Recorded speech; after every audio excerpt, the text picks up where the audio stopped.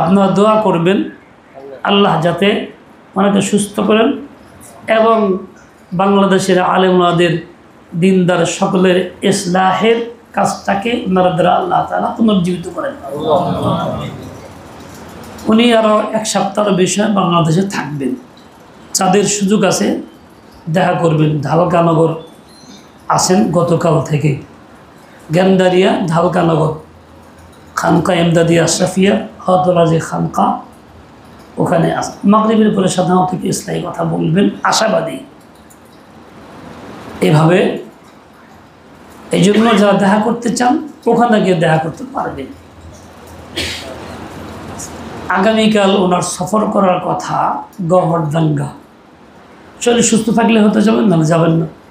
সফর এরকমই বলছেন যে আমার আল্লাহ যদি হিম্মত দেয় তা যাবো, নাহলে না। এই অবস্থায় আছে। আল্লাহ পাক রব্বুল আলামিন আল্লাহর সিলসিলাকে কবুল করেন, আমাদেরকে সুইয়ে সালামত আফিয়াতের সাথে রাখে, পরিপূর্ণ ইসলাহ হওয়ার তৌফিক দান করেন। দ্বিতীয় কথা, আগামী সালানা জলসা 3 দিনের ইসলাহি মাহফিল নভেম্বরের 13, 14, 15 শনিবার, বৃহস্পতি, শুক্র, শনি। 13, 14, 15 বলেন দি কি বলছি? নভেম্বর। গত বছর হচ্ছে 1 সপ্তাহ আগাইছি, পারিপার্শ্বিকতা, পরিবেশ ইত্যাদির কারণে। ইনশাআল্লাহ আল্লাহ যদি হায়াতে রাখে একটা বহাল থাকবে। 2 মাস সময় হয়তোবা সামনে আছে, আর কি খুব বেশি সময় নাই। এর মধ্যে আমাদের যাবতীয় প্রস্তুতিও করতে হবে। এমনি দ্রব্যমূল্য তো বেশি আছেই, আভ্যন্তরীণ খানকার খরচের জন্য আমরা গত বছর কত ধার্য করছিলাম? 400। এবার 500 টাকা আনুমানিক ধার্য করা হইল। এই জন্য তো এই নেবেন। কেউ যদি একান্ত পড়া ঘর যা আল্লাহ পাক যা তৌফিক তাই, তার মানে এই না যে 400 টাকা পারব, 500 টাকা পারব না, যাবো না, তা কিন্তু না। এই কাজ চলমান, আমাদের সকলের কাজ। এটা আমাকে সহযোগিতা নয়, এটা আপনার অংশগ্রহণ। বুঝাইতে পারলাম? কে বুঝছেন? তৃতীয় কথা, এবার 15 তারিখ সোহরাওয়ার্দী উদ্যানে খতমে নবুয়ত সংরক্ষণ কমিটির উদ্যোগে মুদবুর হুজুর মুরব্বী, আমরা তার সাথে আছি, মহাসমাবেশ আহ্বান করা হয়েছে। কাদিয়ানীদেরকে রাষ্ট্রীয়ভাবে অমুসলিম ঘোষণার দাবিতে।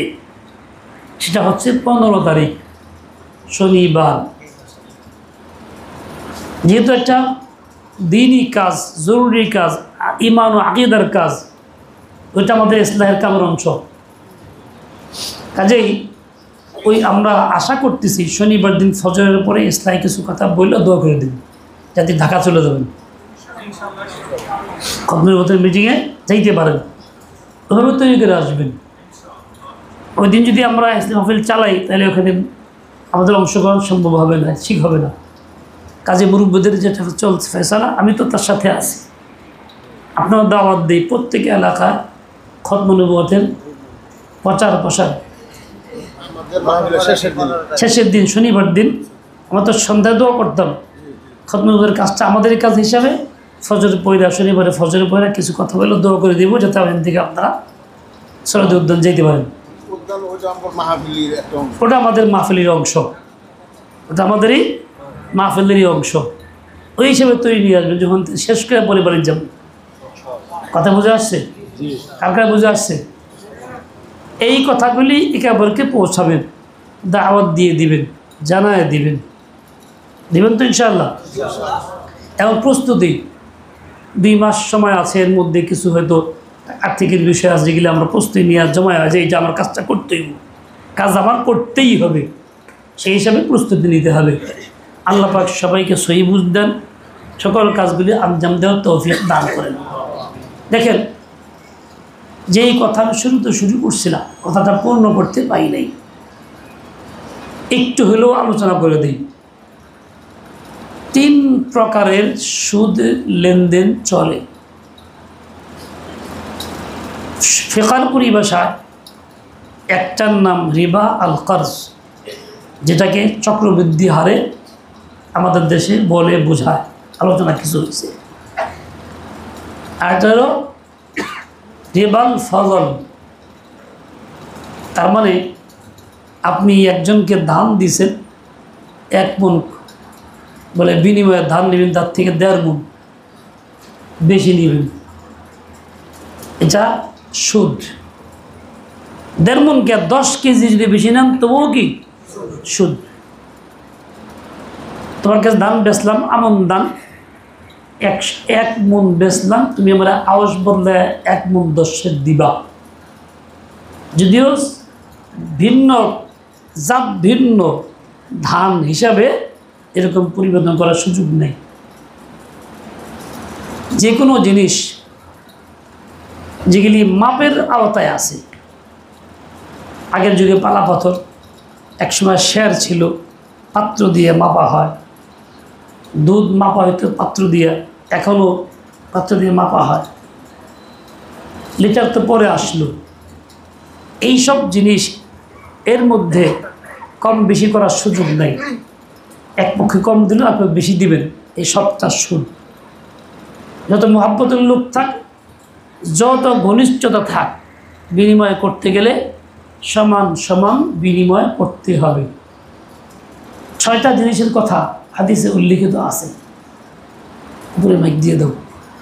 6টা জিনিসের কথা হাদিসে উল্লিখিত আছে, যেমন গমের কথা আছে, খাদ্যশস্যের মধ্যে, তখন ধান থাকলে চাউল তেল হেদা হইতো বা হইতো একই মাপের, মূল হইল নীতি হইল মাপের আওতায় থাকলে হইল, পাত্র দিয়ে হোক আর কোনো মিজান বা এই ধরনের পাল্লা দিয়ে হোক, এর মধ্যে যেগুলি আছে এসবগুলি একই অংশ।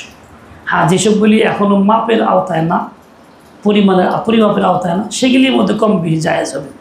ডিম হালি বিক্রি হয়, শের বিক্রি হয় না, কেস বিক্রি হয়। 4 ডিম দিলে তুমি 5টা দিবে, এইটা বেশি কম জায়েজ হবে। সুপারি আমাদের অঞ্চলে সব কি বিক্রি হয়, গণনায় বিক্রি হয়, মাপের আওতায় না। এটার মধ্যে তোমার দিছি 100, তুমি 120টা দিবা, বিনিময় জায়েজ আছে। মাপের আওতায় হইলে জায়েজ নেই।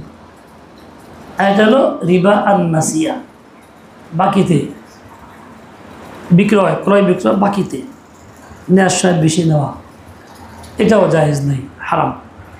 এই 3 তরিকার সুদ অত্যাধুনিক স্রোতে এবং আকারে চলছে সারা দেশে। খবরদার, আমরাও কিন্তু এই কোনো না কোনো জোড়ায় যেতেছি। অনেক আলেম দিনদার লোকেরা পর্যন্ত বিভিন্ন আধুনিক ব্যবসার নতুন নতুন শব্দ আসে, মেম্বারশিপ, উমুক তুমুক, আমি যে সব কিছুর মধ্যে গেলে আছে। শরীয়তে টাকা বৃদ্ধির একমাত্র পথ হলো মাঝখানে কোনো কাজ থাকতে, পরিশ্রম বা আমল থাকতে হবে। আমলের বিনিময় হইলে বৃদ্ধি হবে। যেখানে আমল নাই, পরিশ্রম নাই, টাকার বিনিময়ে টাকা, সেখানে বৃদ্ধি করার কোনো সুযোগ নেই। ঠিক স্বর্ণ রূপা, এটাও টাকা, এটা হলো মূল জিনিস। এই ক্ষেত্রেও বিনিময়ের মধ্যে রেশম করার সুযোগ নেই। আমরা যারা ব্যবসায়ী নয় হোক, লেনদেন করি, বেচাকেনি করি, খুব সাবধান, মাসলাগুলি যাই না আমরা করব। দৃষ্টি জোরে মাসআলা আছে। ঠিক তেমনি হযরত শামসুল হক ফরিদপুরি রহমতুল্লাহ একটা ছোট্ট বই আছে, সাফায়ে মুআমালাত, নামটা কি? এই লেনদেনগুলি কেমনি পরিষ্কার পরিচ্ছন্ন করবা শরীয়ত মোতাবেক, তার জন্য আমি মনে করি যেহেতু মাসআলা জানা ফরজ, প্রত্যেকের জন্য এই বইটা কিনা পড়া ফরজ। ছোট বই, বেশি বড় না, আকারে ছোট, খুব বেশি দাম হবে না। এই বইটা যারা ব্যবসা করেন, যারা যে লাইনে ব্যবসা করেন না কেন, দোকানদার হোক নাই হোক, এই সকল ব্যক্তি যেন ওই বইটা পড়েন, সেই মোতাবেক করার চেষ্টা করেন। আর না হলে এই সুদ বাড়তেই থাকবে। হারাম খানা খেলে দোয়া কবুল হবে না, নামাজ কবুল হবে না, হারামের আসল বাল বাচ্চার মধ্যেও চলবে। হারাম থেকে ঘুষ পয়দা হবে, জাহান্নামে যাবে।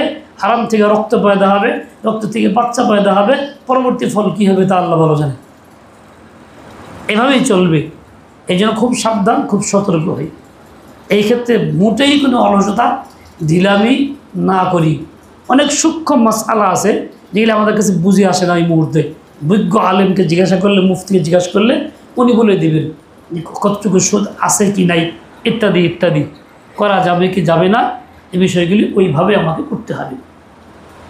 আল্লাহ পাক রব্বুল আলামিন কোরআনে পাকের মধ্যে প্রথমটা তো উল্লেখ করছেন আদাফা মুদাফা, দ্বিতীয় যে উল্লেখ করেন নাই, দ্বিতীয় দুইটা হাদিসের মধ্যে আছে। আল্লাহ নবী সাল্লাল্লাহু আলাইহি সাল্লাম বললিতি বয়ান করে দিয়েছেন। ফুকাহা একরাম এটাকে বিস্তারিত আলোচনা করছেন, তাফসিলের সাথে আনছেন। কাজে ফুকাহা একরাম বড় ইহসান আমাদের প্রতি আছে। আমরা এখানে আলোচনা করতেছি, একজন মোবাইল নিয়ে ব্যস্ত হয়েছে, সে কী জন্য সে আসলো আর কি ইসলাম হবে না, ওই যে কথা কইতে আছে মাসা, তার কাছে মোবাইলটাই বড় হয়ে গেল। আল্লাহ হেদায়াত দাও, মোবাইলওয়ালাকে সে বুঝ দিয়ে দাও। বেফিক্রি যাকে বলে, বহুত মুশকিল। হ্যাঁ ভাই, তো এইগুলোর ইসলাহ না হইলে, মুআমালা ঠিক না হইলে ইবাদত করবেন কবুল না, দোয়া করবেন কবুল না, সব কিছুই আপনার এভাবেই চলে যাবে। এই জন্য আমরা খুব গুরুত্বের সাথে কাজটা করি। আমাদের আকাবেরদের মধ্যে এর ব্যাপারে অনেক সতর্কতা অনেক বেশি ছিল। যেখানে সামান্যতম সন্দেহ চলে সেখানেই তারা গ্রহণ করেন নাই। ইমাম আযম আবু হানিফা রাহমাতুল্লাহ দিনের বেলা দোকান বন্ধ করে দিয়েছে। মানুষ বলে কি এবার দিনের বেলা বন্ধ করলেন, সময় আছে অনেক, দুপুর থেকে ব্যবসা দোকান খুলবেন না, মানুষ মাল নেবে কেমন? বলে একটু অন্ধকার অন্ধকার হয়ে গেছে, আকাশ মেঘাচ্ছন্ন, আমি কাপড় বিক্রেতা, এখানে কাপড়ের রঙটা খুব ক্লিয়ার বুঝে আসবে না অন্ধকারের মধ্যে, ক্রেতা ধোকা খাইতে পারে, সুতরাং বন্ধ বেচবো না। এরকম চিন্তা কি আমাদের মনে আসে? মনের ভিতরে আসে? কোনোদিন তা আসে না। সন্দেহের কারণে 30,000 দিরহাম সৎকাই করে দিয়েছেন, না হইলেও চলতো। ওনারা কিন্তু আমাদের বাপ দাদা এই লাইনে নমুনা দিয়ে গেছেন। আমরা এই বিষয়গুলি সামনে রাখি, খুব সতর্কতার সাথে কাজ যেন করি। মনের ভিতরে সামান্যতম কারো ক্ষতি করার, ত্রুটি বিচ্যুত করার কোনো রকম কোনো সুসাও না আসে, সামান্যতম কোনো রকম উকি ঝুঁকিও না মারে। মহাজ আল্লাহর বান্দা, আল্লাহ তাআলার বান্দাকে আমি সহি জিনিস দিব, তাকে ধোঁকা থেকে মুক্ত করব, সে আমার দ্বারা ক্ষতির মধ্যে না পড়ুক, এই কাজটা আমি করব। আগে নিজেকে তৈরি করতে হবে, আগে একে মুরাকাবা করব, মেজাজ তৈরি করব, আল্লাহকে দোয়া করব, ঠিক আল্লাহর বান্দার সঙ্গে ওই আচরণটাই যেন করি। আমার তো আল্লাহকে রাজি করার উদ্দেশ্য না মাখলুককে। আল্লাহ রাজি হবেন এইভাবে বান্দার সঙ্গে সদাচরণ করলে, মুআমালা ভালো করলে, লেনদেন সঠিক করলে। ইনশাআল্লাহ সকল লেনদেন সঠিক করব তো? কে কে করব? কবে করব? মওলানা শেখ আহমদ লাহোরী রহমতুল্লাহ আলাইহি, এই খেয়াল করে শুনি, মনোযোগ দেই। ওনার নাম কে না জানি। উনি ছিলেন প্রথম যুগে শিখ বংশের, ওনার বংশের লোক মুসলমান হয়নি, উনি ইসলাম গ্রহণ করছেন, মুসলিম হয়েছেন। কেউ নাই, দারুল দেওবন্দে এসে ভর্তি হয়ে পড়াশোনা শুরু, এলেম শেখা শুরু করছেন। ছিল না কোনো ওসিলা, কোনো কিছু ব্যবস্থা ছিল না, ওসিলা ছিল না।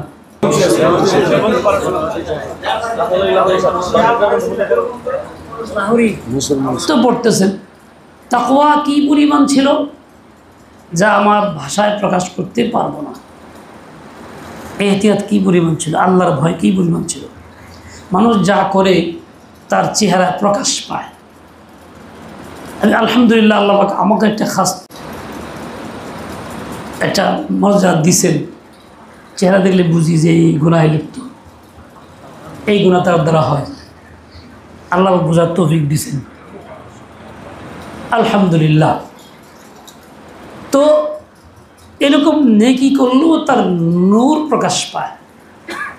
আমার চোখে না পাইলেও ওরকম চোখওয়ালা আছে দেখার মতো, প্রকাশ পায়। এক বুজুর্গ আসছে, আর শাইখুল হিন্দ রহমতুল্লাহ কাছে এসে বলতেছেন, এই বাচ্চাটা কি করে? বলছেন তো এরকম আপনজন কেউ নাই, নাম আহমদ আলী। বলছে মেয়ে বিয়ে দিব এর কাছে। কি দেখলেন, কি জন্য মেয়ে বিয়ে? কিছুই তো নাই। করে মেয়ে আর কাছে যা আছে তা কার কাছে পাই না। এর চেহারা তাকওয়ার নূর আছে, তাকওয়া আমার দরকার। শাইখুল রহমতুল্লাহ আলাই চুপ। পরের দিন জিজ্ঞেস করছে আহমদ আলী বিয়ে করবা? হুজুর কি বলেন? আমার মেয়ে বিয়ে দিবে কি? আমার তো কিছুই নাই, নাই বলতে কিছুই নেই। আর যদি হয় আলহামদুলিল্লাহ। ওই বুজুর্গের খবর দিছে, দেখা সাক্ষাৎ কিছুই নেই, বিয়ে পড়াই দিছে। আমাকে অনেকেরই বিয়ে হয় না, বছর কি খালি ঘুরে খালি দেহে আর দেহে, খালি দোয়া চায়। দোয়া চাইলে কি এত ডোজ দিয়েই ঠিক না।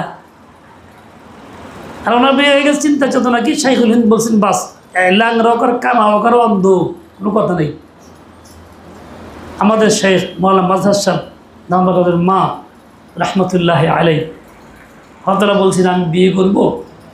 শাহ আব্দুল গনি ফুলপুরি রহমতুল্লাহ আলাই আমার শেখ বললেন কি, এটা বিধবা মানুষ আছে, খুব দিনদার, খুব আল্লাহ আলী, খুব খায়ের হবে, তুমি কি বিয়ে করবা?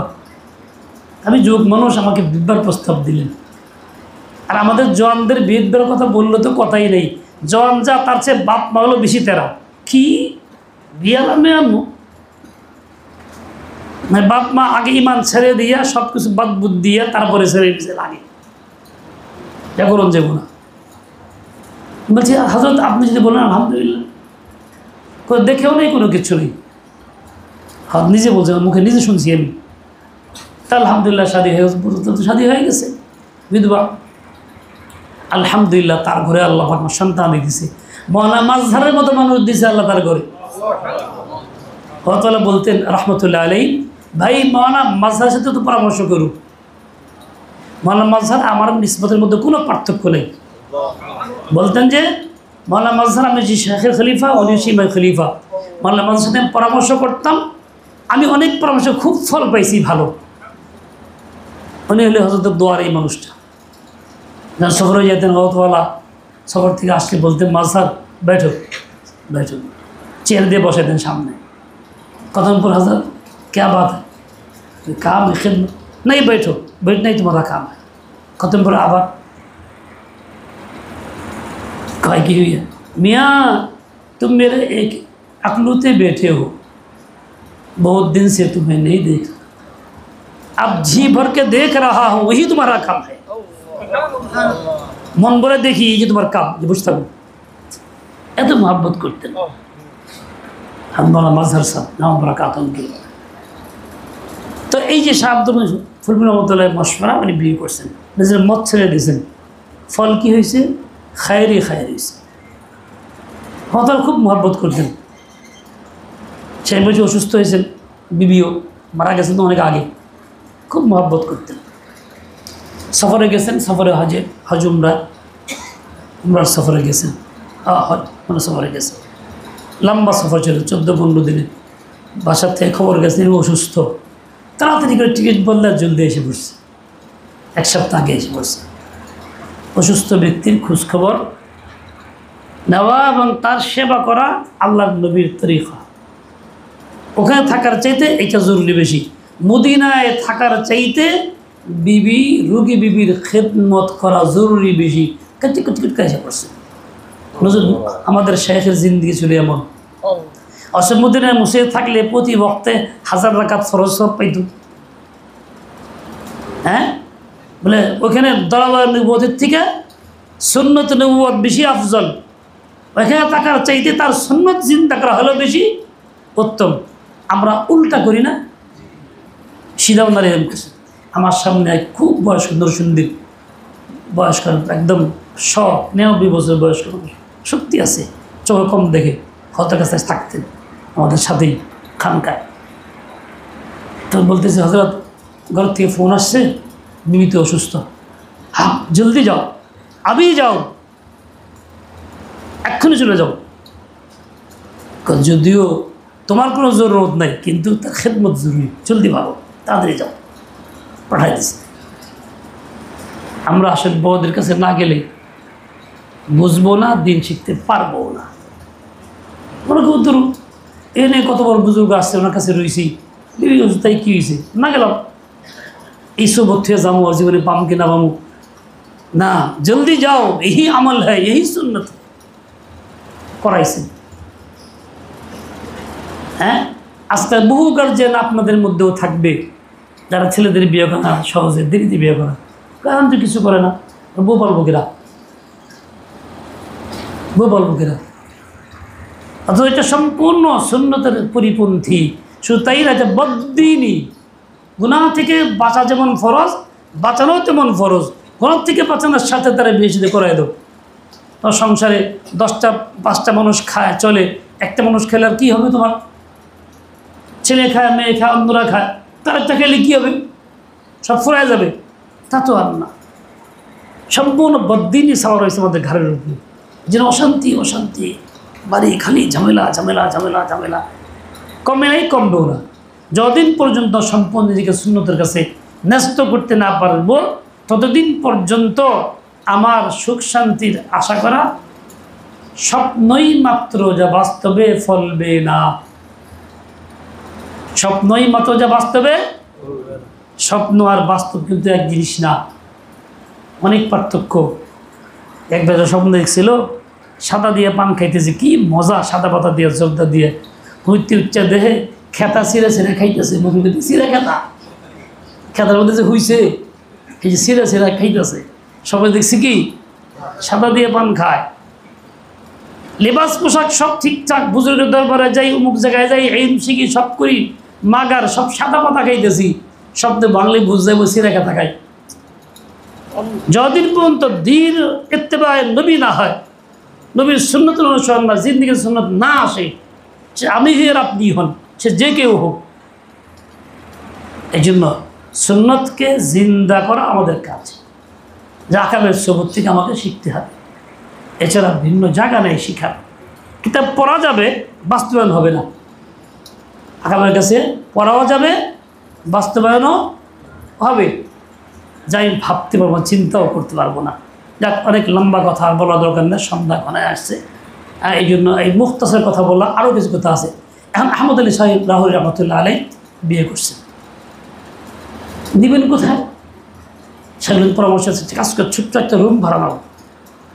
রুম ভাড়া নিয়েছে, ওখানে উঠাইছেন, কিন্তু ভাড়া দেওয়ার পয়সা নেই।